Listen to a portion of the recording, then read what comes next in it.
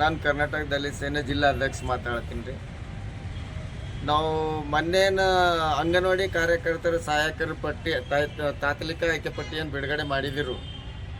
ಅಲ್ಲಿ ಡಿ ಅವರು ಆ ಡಿ ಅವ್ರದ್ದು ವಿರುದ್ಧ ನಾವು ಡಿ ಸಿ ಅವ್ರ ಅಧ್ಯಕ್ಷತೆಗೆ ಅವ್ರಿಗೆ ನಾವು ಮನವಿ ಕೊಟ್ಟಿದ್ದೆವು. ಇದು ತಾತ್ಕಾಲಿಕ ಪಟ್ಟಿ ರದ್ದು ಮಾಡಿರಿ, ಇದರ ಗೊಂದಲ ಆಗಿದೆ, ಯಾರಿಗೆ ಫಲಾನುಭವಿ ಆಗಬೇಕು ಅವ್ರಿಗೆ ಆಗಿದ್ದಿಲ್ಲ, ಇದು ಫಲಾನುಭವಿಗಳು ಅನ್ಯಾಯ ಆಗ್ಯದ, ಗರೀಬ್ ಜನರು ಇದ್ರಾಗ ತೋಲು ಮೋಸ ಹೋಗಿದ್ದಾರೆ, ಮತ್ತು ಯಾರಿಗೆ ಅಂಕೆ ಪಟ್ಟಿ ಹೆಚ್ಚದ ಅವ್ರಿಗೆ ಆಗಿಲ್ಲ, ಯಾರಿಗೆ ಕಡಿಮೆ ಅವ ಅವರಿಗೆ. ಇದ್ರ ಬರೆದಾಗ ನಾವು ನಮ್ಮ ಕರ್ನಾಟಕದಲ್ಲಿ ಸೇನೆ ಜಿಲ್ಲಾದಂತ ನಾವು ಇದು ಹೋರಾಟ ಮಾಡ್ತೀವಿ. ನಾವು ನಮ್ಮ ರಾಜ್ಯಾಧ್ಯಕ್ಷರು ಮತ್ತು ಬೆಳಗಾವಿ ಅಧಿವೇಶನದಲ್ಲಿ ಭೀ ಎತ್ತರಿದ್ದೀವಿ. ಇಲ್ಲಿ ಬೀದರ್ ಜಿಲ್ಲಾದಾಗ ಪೂರ ಎಲ್ಲ ತಾಲೂಕದಾಗ ಇದು ಆಯವಾರ ಆಗ್ಯದ, ಇದು ಗೊಂದಲದ ಗೂಡಾಗ್ಯದ ಅಂತೇಳಿ ನಮ್ಮ ಸಂಘಟನೆಯನ್ನು ನಾವು ಒತ್ತಾಯ ಮಾಡ್ತೀವಿ. ಪತ್ರಿಕಾ ಬಾಂಧವರಿಗೆ ನಮ್ಮದು ವಿನಂತಿ ಇದೆ. ಮೊನ್ನೆ ತಾನೇ ಅಂದರೆ ಹೋಗ್ತಿರೋ ನವೆಂಬರ್ದಲ್ಲಿ 19ನೇ ತಾರೀಕು ಮುಂಚೆ ಅವರು ಅಂಗನವಾಡಿ ಕಾರ್ಯಕರ್ತರದ್ದು ಮತ್ತು ಸಹಾಯಕರದು ತಾತ್ಕಾಲಿಕ ಆಯ್ಕೆ ಪಟ್ಟಿ ಪ್ರಕಟಣೆ ಮಾಡಿದ್ದಾರೆ. ಅದರಲ್ಲಿ ಡಿ ಡಿ ಅವ್ರು ಹೇಳ್ತಾರೆ ಪತ್ರಿಕಾ ಬಾಂಧವರಿಗೆ ಮತ್ತು ಮೀಡಿಯಾದವರಿಗೆ ಆ ಗೊಂದಲ ಏನಿಲ್ಲ ಅದನ್ನು ಕರೆಕ್ಟ್ ಮಾಡಿದ್ದೀವಿ ಅಂತ ಹೇಳಿ. 19 ತಾರೀಕು 20 ತಾರೀಕು ಅದು ತಾತ್ಕಾಲಿಕ ಆಯ್ಕೆ ಪಟ್ಟಿಯಲ್ಲಿ ಅಕ್ಷರ ಸಲ್ಲಿಸೋದಿತ್ತು.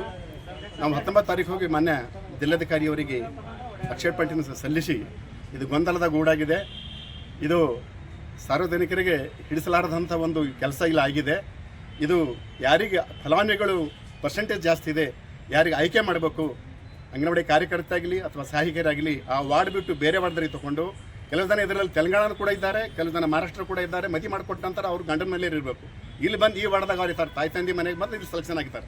ಇಂಥ ಕೆಲವು ಉದಾಹರಣೆಗಳಿವೆ. ಅದು ಕಂಪ್ಲೀಟ್ ಆಗಿದ್ದು ಗೊಂದಲದ ಗೂಡಾಗಿ ಸಂಸ್ಥೆಗೆ ಎಡೆ ಮಾಡಿಕೊಟ್ಟಿದೆ. ಈ ಸಂಬಂಧ ನಾವು ಮಾನ್ಯ ಜಿಲ್ಲಾಧಿಕಾರಿಯು ಆಯ್ಕೆಯ ಸಮಿತಿ ಅಧ್ಯಕ್ಷರಾಗಿರ್ತಾರೆ. ಮತ್ತು ಈ ಸಂಬಂಧ ನಾವು ಈಗಾಗಲೇ ಸನ್ಮಾನ್ಯ ಲಕ್ಷ್ಮೀ ಹೆಬ್ಬಾಳ್ಕರ್ ಅವರಿಗೆ ಕೂಡ ಈ ಮನವಿಯನ್ನು ಕೊಟ್ಟಿದ್ದೀವಿ. ಮಾನ್ಯ ಮುಖ್ಯ ಕಾರ್ಯದರ್ಶಿಗಳು ಕರ್ನಾಟಕ ಸರ್ಕಾರ ಅವ್ರಿಗೆ ಕೂಡ ಕೊಟ್ಟಿದ್ದೀವಿ. ಅವರು ಕೂಡ ಇಲ್ಲೆಲ್ಲ ವಿಡಿಯೋ ಕಾನ್ಫರೆನ್ಸ್ ಮಾಡಿದ್ದಾರೆ. ಇದು 101% ಅಧಿಕಾರಿ ಹೇಳ್ದಂಗೆ ಅಲ್ಲ, ಇದು ಕಂಪ್ಲೀಟ್ ಗೊಂದಲ ಗೂಡಾಗಿಬಿಟ್ಟು ಸಾರ್ವಜನಿಕರಿಗೆ ಒಂದು ಸಂಸ್ಥೆಯಾಗಿ ಇದು ಎಡೆ ಮಾಡಿಕೊಟ್ಟಿದೆ. ಇದು ಇವರು ಹಾಗೆ ರದ್ದುಪಡಿಸಲಿಲ್ಲ ಅಂದರೆ ಅವರು ಸ್ವಂತ ಆಗಲಿ ಅವ್ರ ಇಲಾಖೆಯವರಾಗಲಿ ಬೇರೆ ಇದು ಸಂಬಂಧಪಟ್ಟ ಅಧಿಕಾರಿಗಳು ಸಂಬಂಧಪಟ್ಟ ಮಂತ್ರಿಗಳು ಆ ಇಲಾಖೆ ಇದು ಇದು ಇನ್ಕ್ವೈರಿ ಕೂಡಿಸಲ್ದೇ ಬೇರೆ ಇಲಾಖೆಗೆ ಕೊಟ್ಟು ಇನ್ಕ್ವೈರಿ ಮಾಡ್ಬೇಕು. ಆ ವಾರ್ಡ್ದವ್ರ ಹರನೇ ಇಲ್ಲ, ಪರ್ಸೆಂಟೇಜ್ ಯಾರು ಜಾಸ್ತಿ ಇದೆ ಅಂಥವ್ರಿಗೆ ಆಯ್ಕೆ ಮಾಡ್ಕೊಳ್ಬೇಕು. ಇಲ್ಲವಾದಲ್ಲಿ ಬರ್ತಕ್ಕಂಥ 9ನೇ ತಾರೀಕು ಅಧಿವೇಶನದಲ್ಲಿ ಕೂಡ ನಾವಲ್ಲಿ ರ್ಯಾಲಿ ಮಾಡಿ ಈ ಮನವಿಯನ್ನು ಕೊಡ್ತೇವೆ. ಇದು 100% ಗೊಂದಲದ ಗೂಡಾಗಿದೆ. ಇದು ಕಂಪ್ಲೀಟಾಗಿ ಕ್ಯಾನ್ಸಲ್ ಮಾಡಲೇಬೇಕು, ರದ್ದುಗೊಳಿಸಲೇಬೇಕು.